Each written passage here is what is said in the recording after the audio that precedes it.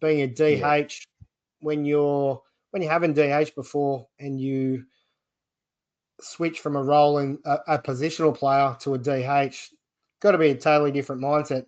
I'm not saying I've done it myself, but I know you have. There's obviously different trains of thought as a hitter or as a fielding hitter.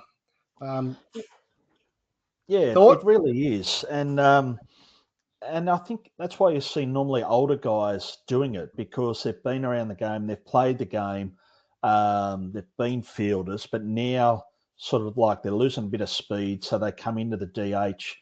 And it does, like when you're in the field, your mind's on the game the whole time. When you're DH, you're sitting in the dugout, you're pretty much just following along, and then all of a sudden, I've got to go have my at bat. You sort of switch on.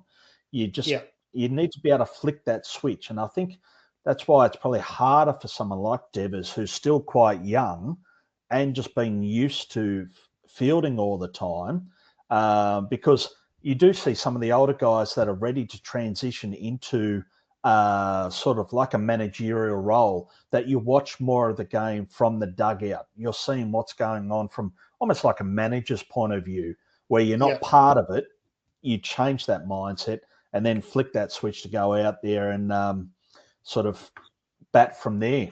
But it can take a while. Oh, absolutely. And it's going to take a while.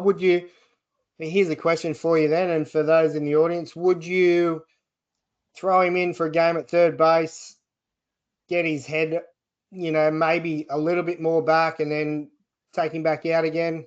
Or would you keep on rolling? I'd keep on rolling. I think just throwing him in the field, I don't know whether it'd do more harm than good. Whether even just give him a day off. I know it's so early in the season. Just give him a day off to sort of try and sort of clear his mind. I think there's been a lot of factors with it, that the Red Sox didn't handle that whole situation that well.